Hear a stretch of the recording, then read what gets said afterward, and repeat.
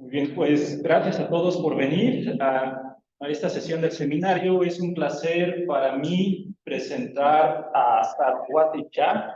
Saraswati estudió su licenciatura y maestría y doctorado en matemáticas en la Universidad Deen Dayal Upadhyaya Gorakhpur en India. Actualmente es investigadora postdoctoral aquí en el Instituto de Matemáticas Juriquilla con el profesor Gerardo. Entonces, en esta ocasión nos viene a platicar sobre modelado teórico y simulaciones numéricas de leyes de balance o de conservación hiperbólicas. Pues le agradezco mucho a Saraswati la oportunidad de presentarla y esta plática va a ser en inglés. So, thank you, Saraswati, for being here, and please go ahead. Yeah, thank you, Professor. Yeah, so today I'm going to talk about some real-life phenomena, as the title of my talk is Theoretical Modeling and Numerical Simulation of Hyperbolic Balance Law.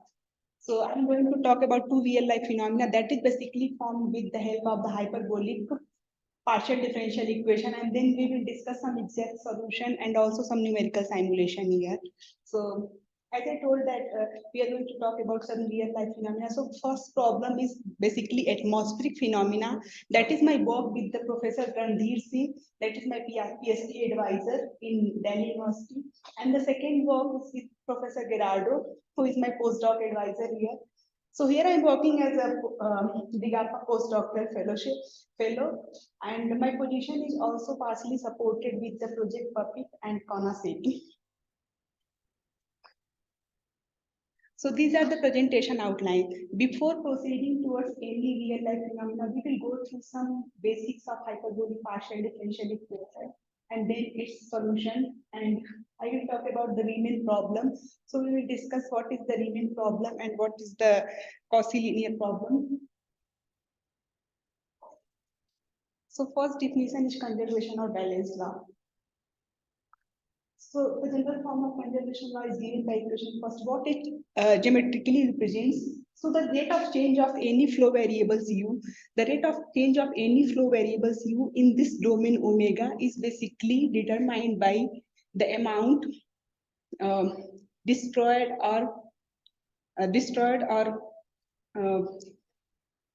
produced inside this domain omega, and also it is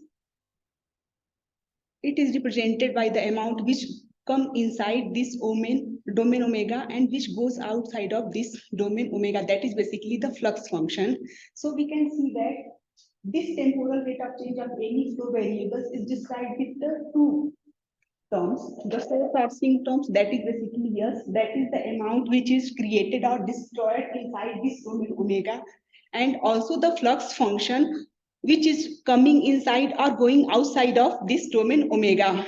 And this u is the flow variables, and it can be anything, whether it can be the velocity of the fluid or the temperature of the rod, or it can be the pressure of the fluids, or it can also be the chemical of the flow.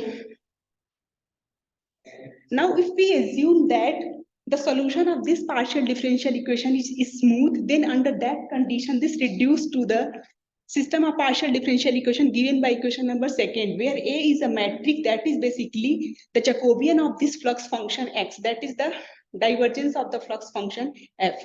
Now, if this matrix A has real eigenvalue with the complete set of eigenvectors, it means that we have real characteristics lines which are configuring the solution of this system. In that case, this system is known as hyperbolic system of PD. Next, we are going to discuss that the solution of the hyperbolic PD may break down after a finite length of time, but visualizing those things for a system is little bit difficult. So here I am going to show you for a linear PD, like for a single PD, and then we can visualize how it is going to happen for a system of PD. So I'm considering a first order single PD, which is given by equation number third, and to solve any kind of OD or PD, we need some initial condition as well. So the initial condition is given by 4. If we assume that the solution is smooth, then under that condition, equation third can be written in this form, where A is the derivative of basically the Jacobian of the flux function f. So it is a single PD that becomes f dash. Now let us assume that this a dash is not equals to 0. So what is the notation? Comma t means partial derivative. Yeah. And dash means the derivative of the flux function with respect to u. So here I am assuming that the derivative of a, that is the double derivative of f, is non-zero. It means that the flux function is a non-linear flux function. So this PD is going to be a Cauchy-linear PD, because if it is a linear PD, then it is very easy to find out its solution. So this PD is a Cauchy-linear PD. And the solution u is determined with the help of the characteristic. So using the characteristic method, we find out the solution of equation 3 and 4, which is given by equation number 5. Now, if I am talking about the smooth solution, so it should satisfy this equation. It means its partial derivative should exist with respect to t and x. So for the existence of this partial derivative, this denominator should be non-zero, but whether it is always acceptable or not. So we comes to the condition. Suppose I am taking some flux function that is a convex flux function, that is the double derivative of the function is not equals to 0. For simple, we can take this kind of function.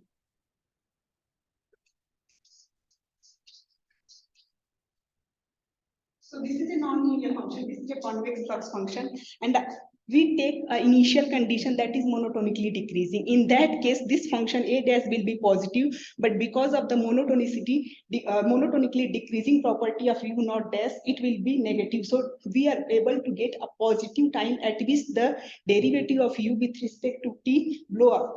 It means the solution is no more smooth. So we can see that if we are solving a very single nonlinear PD, a very simple, that is not fully nonlinear, it is definitely Cauchy-linear. Even for this, if we have a monotonically decreasing initial condition, the solution will break down after a finite length of time, and that time is given by Tc is equals to -1 upon a dash u naught dash. But we also know that this kind of PD may arise in the physics. So how we will define the solution of this kind of PD? So here it comes the notion of a weak solution. So any function u will be known as the weak solution of the above PD if it can be written in this integral form. So what is the meaning of writing the solution in the integration form? So basically we know that if we have any discontinuous, like if a function u has finite number of discontinuity, then it can be baked in the integration. Where the discontinuity arises, we take the integration. So a function u is a weak solution of the above equation if it can be written in this form.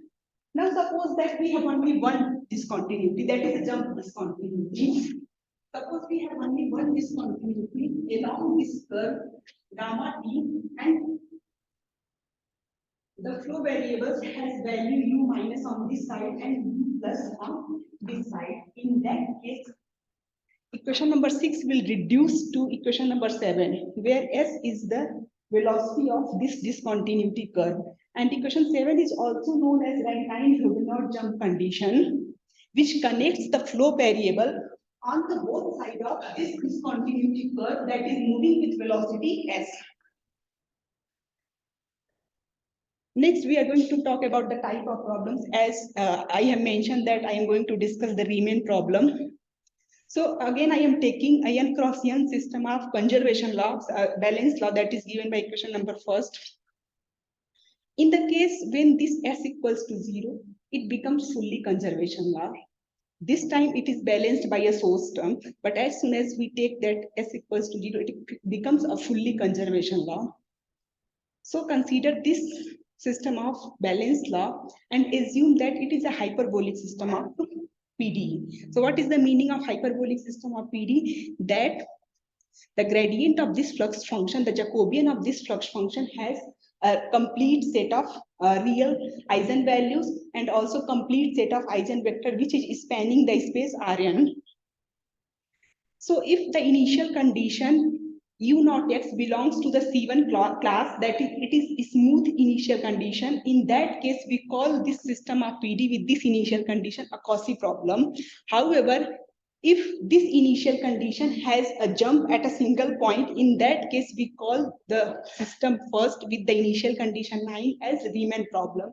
So here our aim is to go through the solution of the Riemann problem.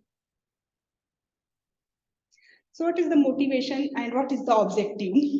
Objective is to discuss the two-phase phenomena in atmosphere and as well as in oceanography. And what is the motivation behind this study? Now we know that two-phase flow phenomena happens in a lot of real life phenomena, like in black hole theory, in dark matters, in nuclear reactors, in refrigerator. So there are a number of phenomena where two-phase flow phenomena happens. And in oceanography, when we talk about two-layer shallow water flow, and the most important thing, all kind of two-layer phenomena can be interpreted using the Euler equation of fluid dynamics. So we are going to go through the first real-life phenomena, gas-gas flow. Here we are seeing that this is the picture of a nuclear explosion. We can see that these are basically the gas molecules or the dust molecules for each. Here, the gas molecules are very close to each other. However, on the upper layer, they are diversified, they are distributed. It means the vicinity is the vicinity is close here, and here they are distributed. So the density is distributed in a wide range.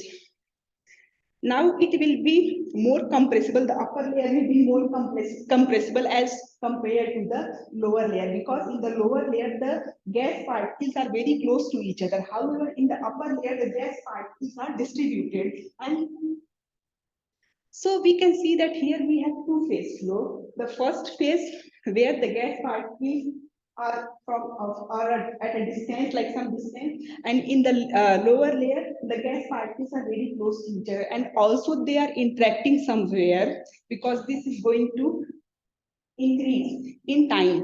So I am going to formulate a model for this kind of, basically my model represents a nuclear explosion, in like the phenomenon in nuclear reactors.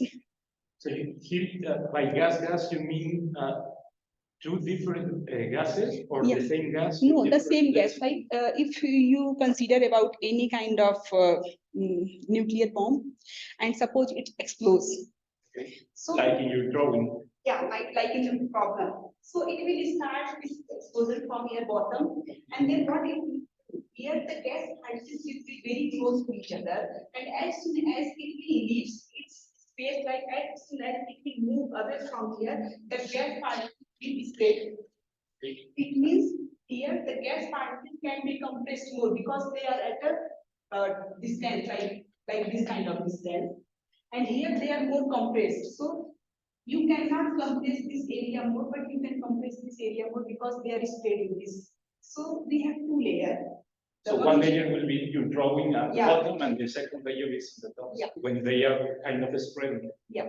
Okay. And also, this is going to take the same kind of phase after a finite time. And there you're assuming there is a discontinuity, like if you... No, not a discontinuity. No. I am just assuming that this phase is interacting with this phase, so that it will pass its energy to the upper layer, and then it will spread. Okay, so in that sense they are different. You consider different the gas on top, in the bottom. Yeah, I am assuming that both are moving with the same velocity, but their densities are different. Yeah, one can also consider that both are moving with the different velocity. That will make the system more complicated. But I'm assuming that here, because of the spread of the gas particles, the density is this is more compressible, and this is not that much compressible as compared to the upper layers.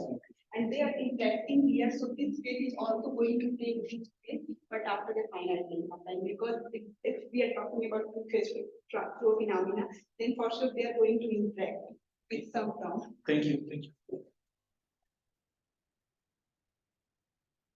And also, this is a porous media flow. So what is meaning of this? Like if you have heard about the seismic flow, so what happens when the gas goes inside the land, then the gas goes inside the land and it makes some kind of movement, and that's why seismic phenomena happens.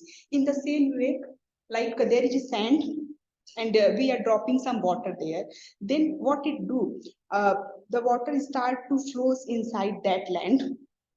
So this is also a two-phase flow phenomena inside the land. One is like dust particles or sand particles, and another is either gas or the liquid which is going inside the land. So that comes in the category of the porous media flow. So these are the category of the gas flow. Here the gas goes inside the porous media with the help of, like this is the porous media.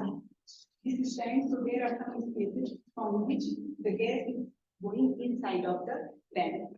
In the same way, the water can go inside of the land, and that is basically the cause of seismic flow and tsunami. Now we comes to the liquid flow. What happens in liquid flow? So we are very much aware of the oceanographic flow in ocean. We talk about the pool air shallow water flow. We will also have a look at the picture of this kind of flow, but when I will start to talk about that problem. Now the main difficulty comes whether all two-phase flow are hyperbolic or not. Because if the phase flow are not hyperbolic, in that case, discussing the solution along the real characteristic is not possible. So only a few two-phase flow models are hyperbolic in the whole range of parameters. So this is the necessity, because there are the well-developed theory to discuss the hyperbolic flow phenomenon. Now here I am writing the system of equation which describes the isentropic flow. Isentropic flow means entropy is constant. It means that energy is constant. And I am considering two layers. So this is the conservation of mass for the first layer. This is the conservation of mass for the second layer. This is the conservation of momentum for the first layer and conservation of momentum for the second layer. 1 and 2 indices are denoting the first and second layer. Rho1 and Rho2 are representing the density of the first layer and the density of the second layer. U1 and U2 are the velocities respectively. These alpha I are representing the volume fraction of the particles. Now we can see the terms, this term and this term. This is basically because of the interaction of the both layer. And also these terms, which is coming in the source term, that is representing the interphasic momentum exchange term. Now here we can see that how many numbers of variables we have. We have 6 variables and only 4 equations. So we need some condition, 7 variables and 4 equations. So we need some conditions to accomplish this equation so that we can solve the equation. Now the first relation, which is basically the relation between the volume fraction, that is the sum of the volume fraction of both parties is equals to 1, that is known as saturation relation. Now still we need 2 relations to complete the equation. This term Q1 and Q2 are the source term, and that is basically because of if we are assuming that the flow is in the pipe or flow is in the atmosphere, so it might have some gravitational force. So this is the combination of the gravitational and wall friction expression. Now we can see that here the rate of change of this flow variable is balanced by the flux function, but in this term, this is the flux function, but this term cannot be written in the flux form, total flux form. It means there are some terms, because of that the system is in hyperbolic balance law with the non-conservative terms, because these makes the system the non-conservative. So what I am doing, I am just adding the equation number last 2 equations so that it becomes fully compressible, and this makes our problem little bit simpler as compared to the previous problem. So now, in the last equation, you're assuming that the first layer interacts with the second layer using these M terms, right? So they only interact in the interface. Yeah. And what is the difference between the P superscript and P lower script? These are the pressure, but that is not a varying pressure. That is a constant pressure. It might be atmospheric pressure, term. Like this has unit of pressure. Thank you. because when the flow is in atmosphere, so there might be some atmospheric pressure as well that is going to affect the flow of the fluid. So we need to consider all kind of possibilities what is going to happen there. And then we are adding equation number, the last equation. So as soon as we add these two equations, it becomes 0, and we have a full set of balance law, like the whole flux function. Now to relate the velocity, I am assuming a slip relation that is related by a flux, that is related by a function phi. Now to make the system like what I said, that it is your choice whether you can take the velocity of this layer and the velocity of this layer different, or you can choose the velocity of two layers are same. So here I am making an assumption that the velocity of two layers are same. Only the difference is that the densities are different. And this is the source term that is given by this paper. So this is the gravitational term and this is the friction term.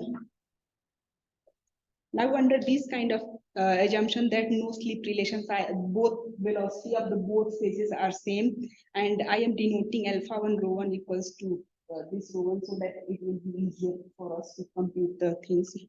And the direction of the flow is same for both phases. So in that case, the modulus of u will be u. Under the above assumption, the system can be written in the form of 16, and where the source term is given by q. Now again, since this p is unknown here, that is exceeding the number of equations, so this pressure p is function of the density, and it also make a different. It also make a significance because there are ideal fluid, non-ideal fluid. So in the ideal fluid, like the normal gas, but here since we are assuming a reacting gas, that's why I am taking a different kind of equation of state that is given by equation number 19, and this was given by Chaplygin. It basically shows the flow of the fluids in the black hole or dark matter or in the nuclear reactors where the fluid particles are moving very fast. They are interacting with each other in a fast motion, because we know that nuclear reactor phenomena is a very fast phenomena of the fluids. Next, here we are done with the model formulation. Next, we need to check whether the system is hyperbolic or not, because in that case, we can discuss about the exact solution of the system. So, I write the system in the matrix form, assuming that the flow variables are smooth and in the terms of the primitive variables, where the matrix W is given by this equation, and calculate the eigenvalues of the matrix. So we can see that U is the velocity and C is the sound of speed in the fluid. Under this value of C, these eigenvalues are real and these are distinct eigenvalues. It means the system under consideration is strictly hyperbolic because we have distinct set of eigenvalue, and then the distinct set of eigenvector which is going to span R3. It means we can discuss the solution of the system along the real characteristic. Next, this equation comes. This equation basically describes that when the gradient of the eigenvalue with a dot product R1 is equals to 0, then it is linearly degenerate. And when it is not equals to 0, then it is genuinely non-linear. What is the meaning of these two terms? When the eigenvalue, it means the characteristic field is genuinely non-linear. In that case, we are going to have either a smooth solution or shock wave. And when it is equals to 0, in that case, we have only contact discontinuity. What happens in the case of the contact discontinuity? The velocity on both sides of the discontinuity becomes equal. That we are going to see to solve the problem. Next, I'm going to talk about the also we need the initial data. So I am considering the initial data which has discontinuity at a point. It means we are going to discuss the solution of the system, solution of the Riemann problem. So first, the smooth solution. In the case of the smooth solution, Using the characteristic method, we find this similarity variable xi that is equals to x upon t. So substituting this similarity variable in the system of equation, we can write the system of equation in the terms of the one variable that is xi.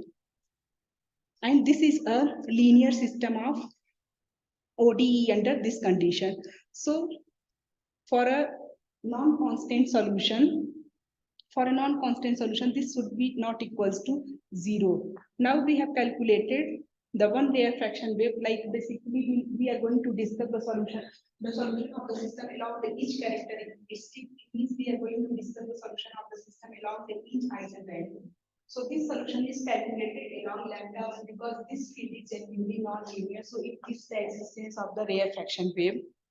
What is that rare fraction? Rare fraction wave is like, suppose you are taking this, and then you are calculating the solution of this system. So the solution of the system will be constant along this characteristic curve. If I was doing that, then this will be not this is constant. It means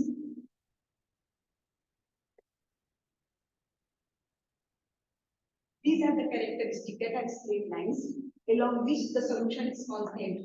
The more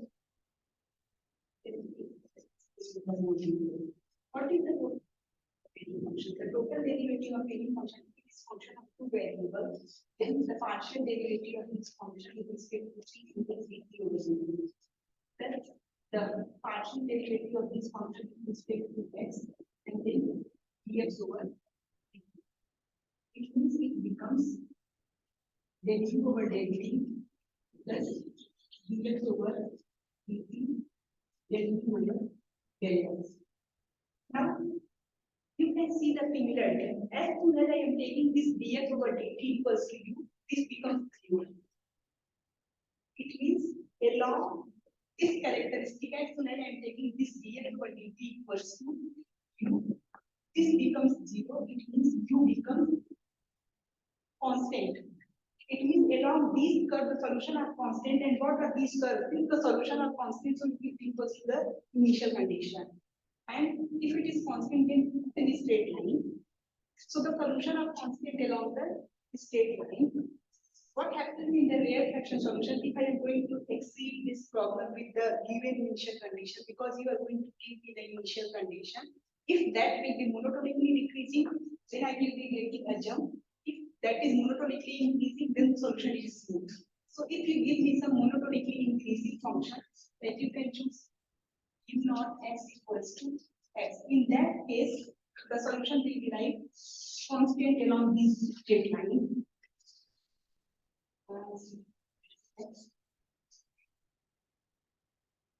This solution will be constant along this straight line. This is xi, so xi equals to x minus. Now you can draw the straight line, and the solution will be constant along this characteristic. It means the solution is expanding. So that is the expansion of rare fraction wave. And in another case, the solution will be like this. They will start to interact.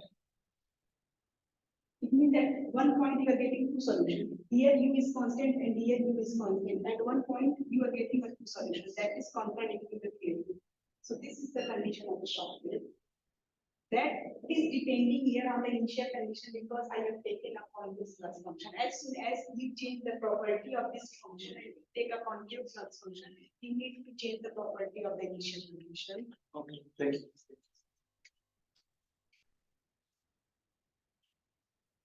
So in the same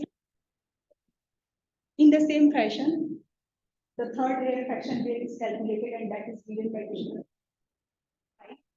I am not calculating the rare fraction wave along the second characteristic because the second characteristic is linearly degenerate, so it will have only contact discontinuity.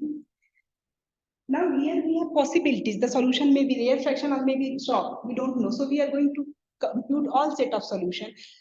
Which kind of initial condition you will provide me, we will choose that solution. So what will be the discontinuous solution? So for bounded discontinuity, as we have derived the Rankine-Hibnot condition, there is a simple discontinuity.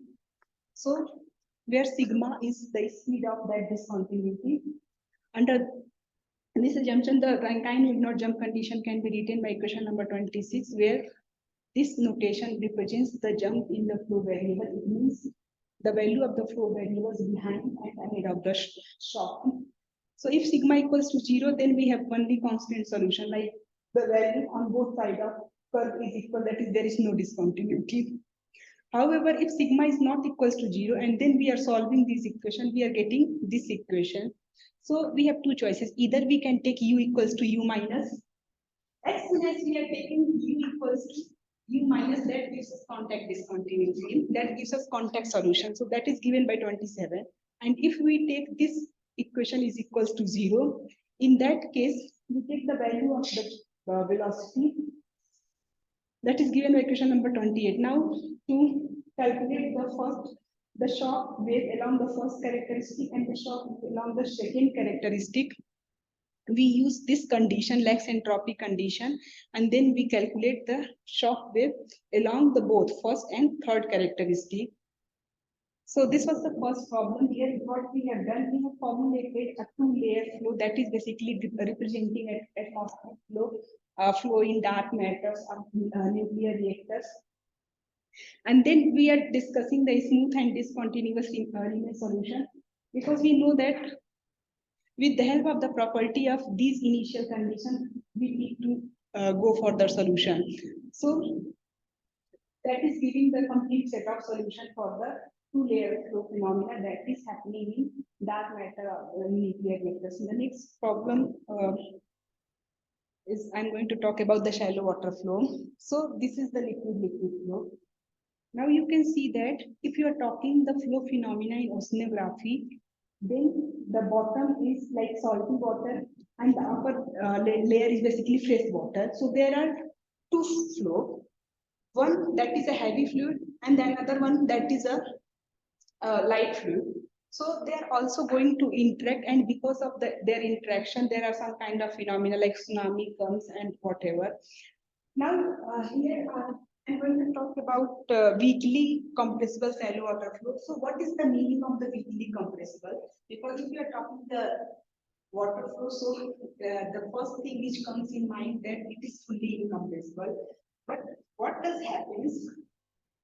It might be happens at some points the flow has some vapory form. It comes in the vapor at some points, but still it is going to interact. You can take two layers that are in vapory flow, and in the limit that vapor becomes water, it will be fully two-layer shallow water flow. So here I am taking a weakly compressible two-layer shallow water flow because I am consuming a more general thing that it is very conducting as you release the condition of the compressibility, you take the incompressibility, it will be fully shallow water flow.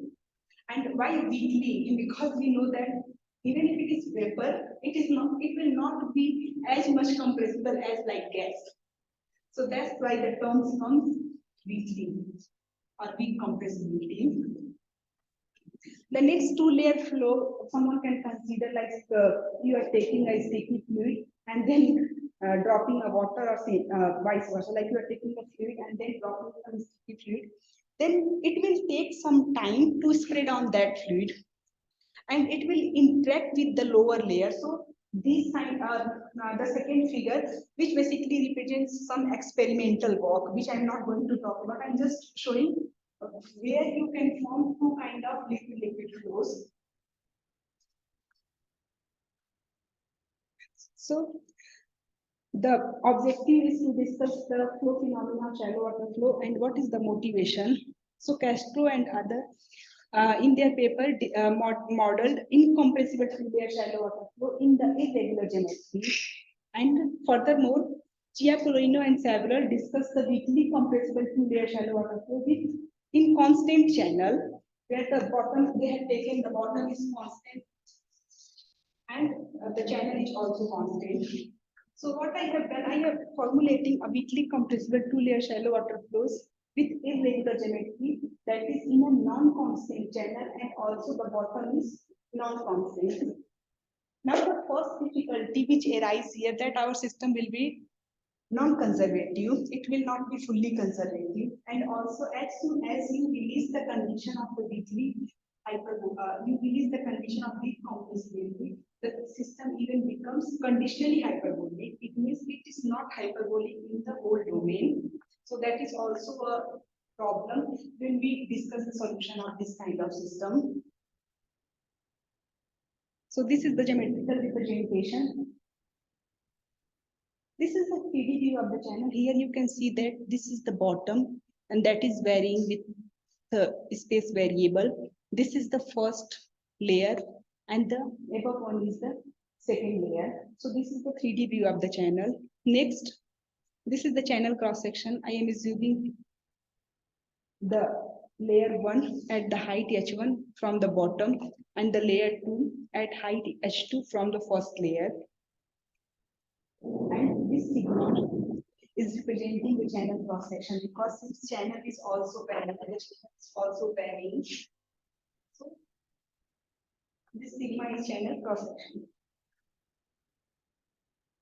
Now we are going to formulate this model with the help of Euler equation. Firstly, we will formulate for the lower layer and then we will write it for the upper layer. So the bottom layer, the system of equation which describe the flow of the fluid in the lower layer is given by this equation.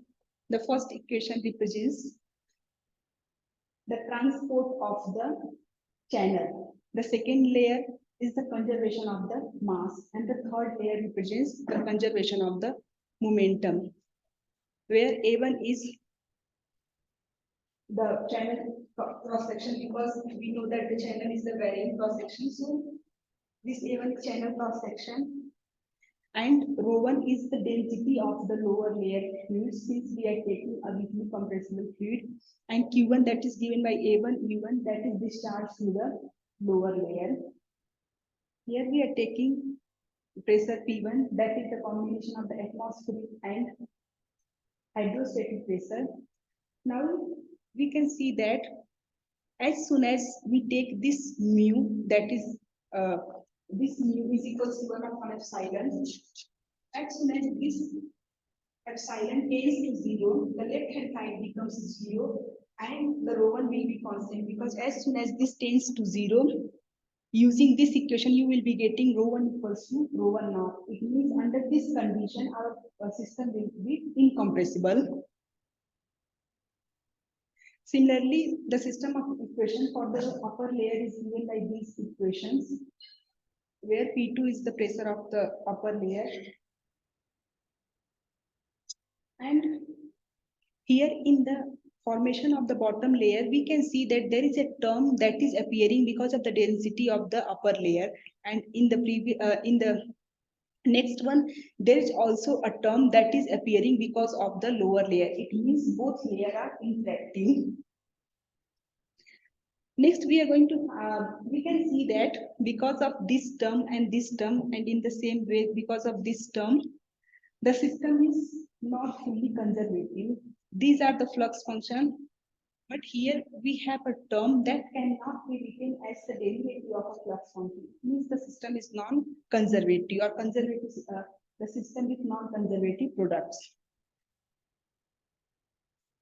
As we discussed that to find out the solution of any kind of system, we need to discuss whether the system is hyperbolic or not. So our second aim is to analyze the hyperbolicity of the equation, and that's why I have written the system in this Cauchy linear form, where C1 and C2 represents the speed of sound in the both layer, and then calculate the eigenvalues and we get a 6 distinct eigenvalue. It means the complete set of eigenvector. So we have a distinct set of eigenvalue. It means the system is strictly hyperbolic. The system is strictly hyperbolic. As soon as one takes this condition, this epsilon goes to 0, the system is conditionally hyperbolic. In that case, you will not be able to complete the complete set of eigenvalues. You have to put some restriction to get a real eigenvalues. Next, to discuss the solution of the system, I am taking initial condition that that has a discontinuity at a point. So when x is less than 0, it is represented by w left, that is the left state, and when x is greater than 0, it represents the right state.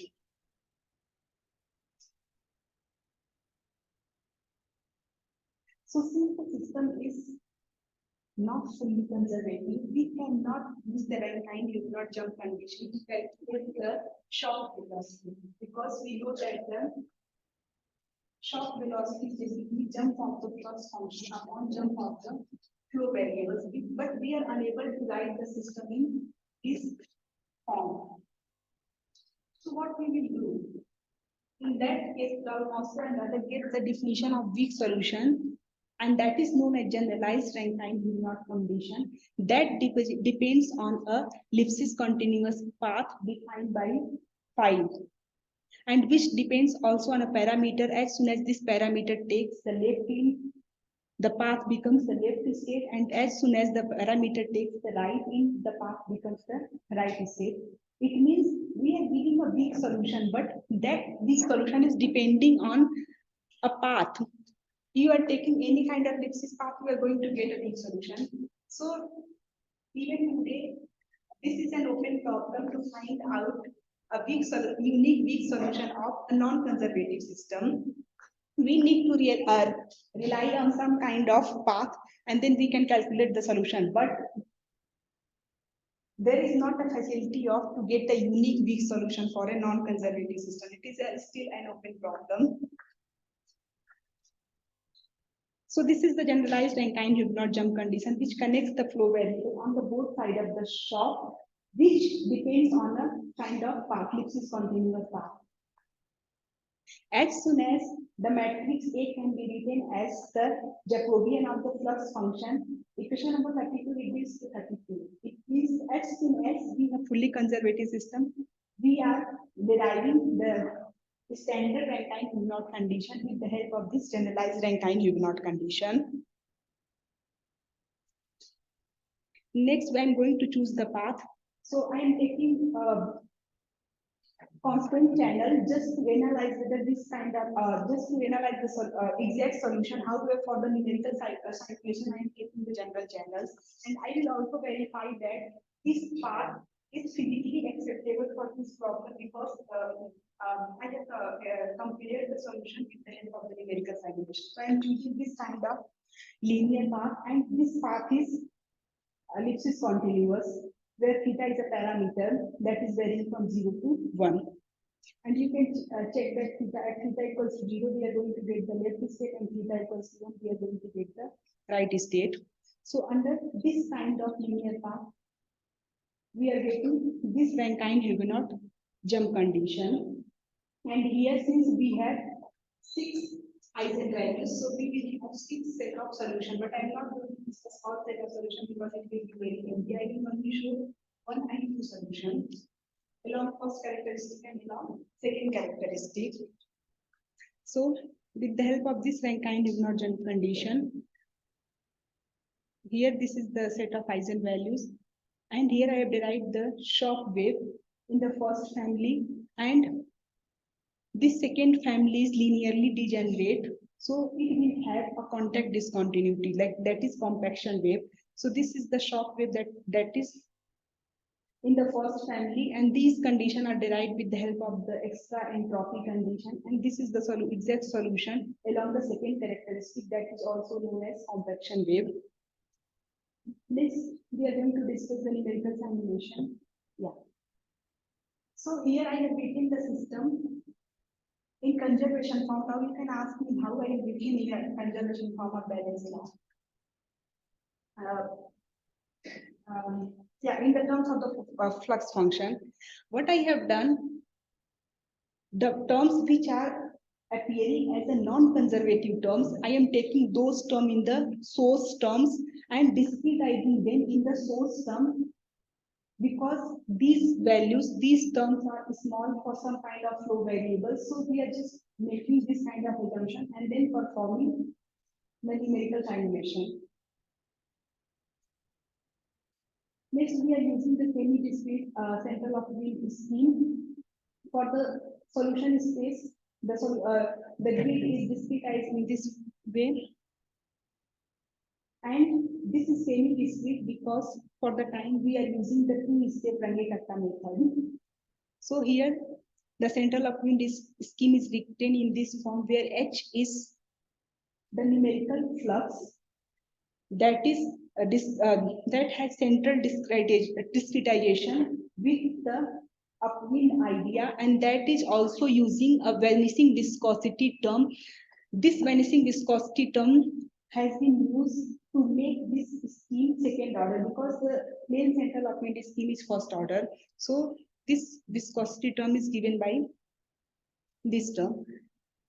And the value of this W minus, since we are using the vanishing viscosity term, so we also need to use some kind of limiter to make it second order.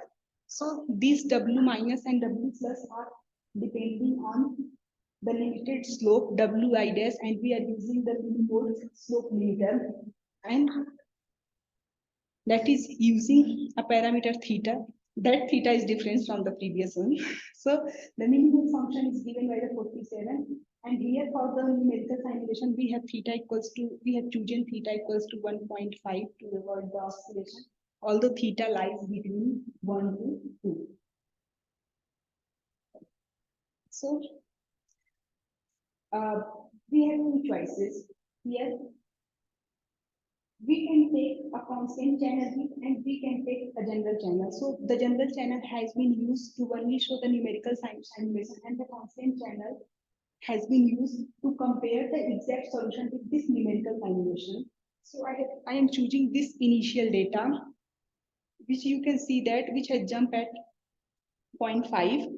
So using the left and right state given by question number 48, we are performing the numerical simulation and also plotting the exact solution. So the solid line is representing the exact solution, which is this one. Yeah, so the solid line is representing the exact solution, and the others are representing the numerical simulation. As we have already seen that for the shock wave, the height is constant. There is no jump in the density of the second and velocity of the second layer. Only there is jump in the velocity of the first layer and in the density of the first layer. So we can see the same thing is happening here. So there is a jump in the velocity of the lower layer, and there is a jump in the density, and the numerical solution is in the close resemblance with the exact solution. It means the path which we have chosen, that path is physically acceptable for our system.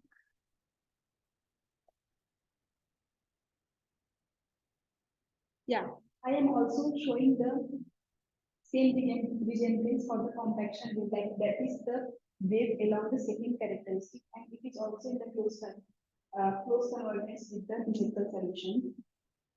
It means the path which we are choosing, that we can rely, and also there is a technique why we are choosing a path. So also and others, they also propose a different kind of path.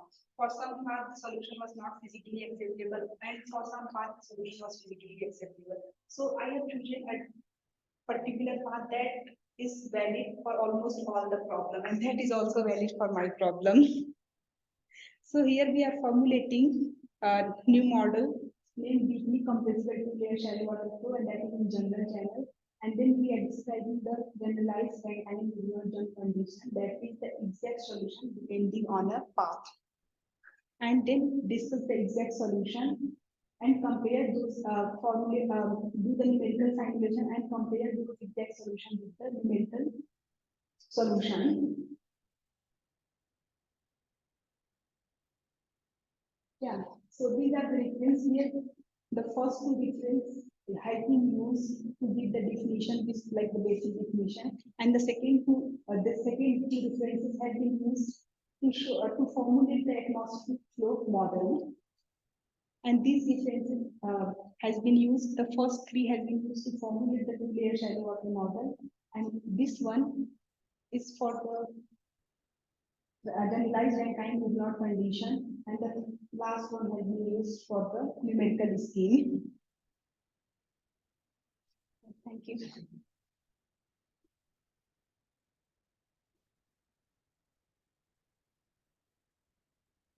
Thank you, Saraswati. There are any questions? Questions, also questions from Zoom. If, yes, there is. Is there something in the numerical solutions in the techniques you apply that you think could generalize to some other multi-phase flow problems? Yeah, actually, this numerical scheme has also been used for layer flow and even for multi-layer flow. At least you need to know the flows, number of layers. So as soon as you increase the layers of flow, to even execute these numerical schemes for calculating the exact solution is very difficult for the layers flow.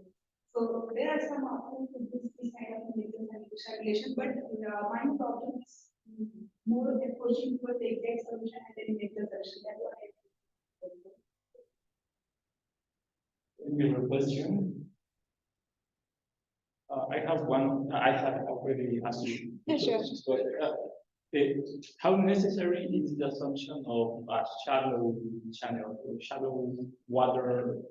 How necessary is the assumption of shallow? Can it be, or why is it necessary that it is shallow?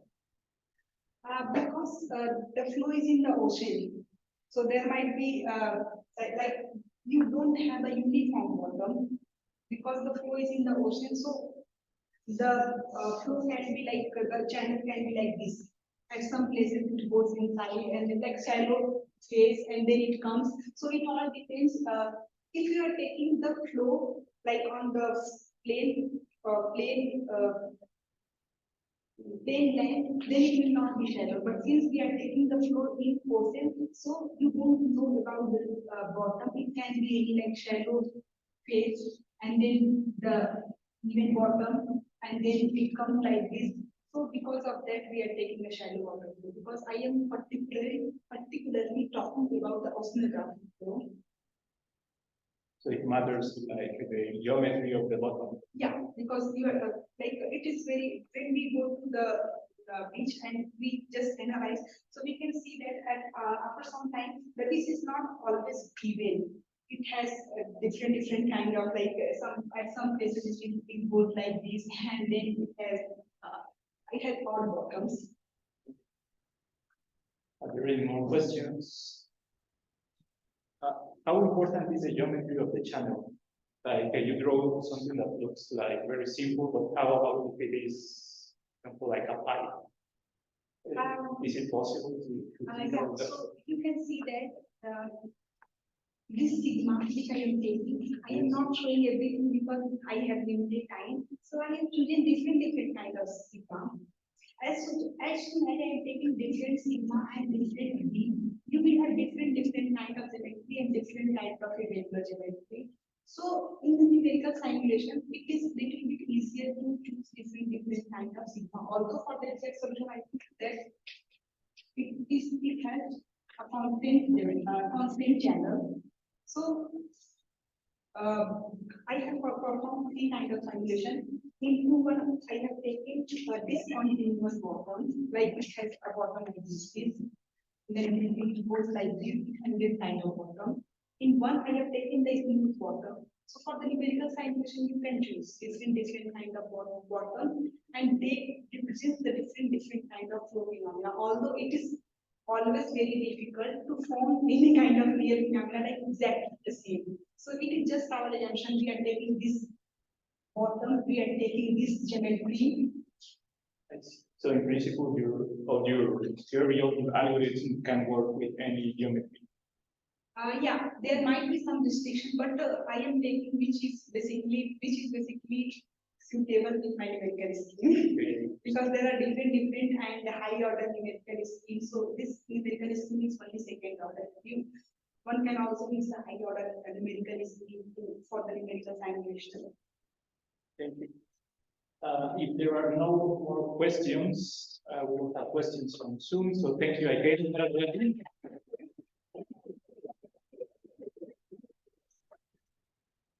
Nos vemos en 15 días para el último coloquio del semestre.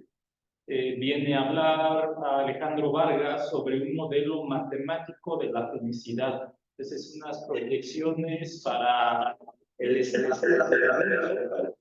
dentro de la próxima década. Es bastante interesante porque es un proyecto multinacional que se llama Earth for All, Tierra para Todos. Entonces tienen unos modelitos bastante interesantes para hacer proyecciones y él viene a platicarnos al respecto. Esperamos encontrarlos por aquí.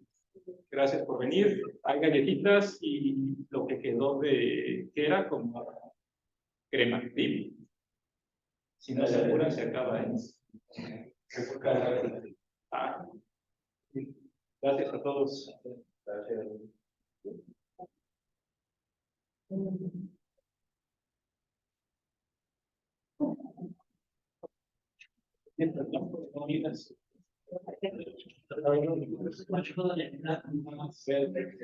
La logística, porque es algo que no se acuerdo de.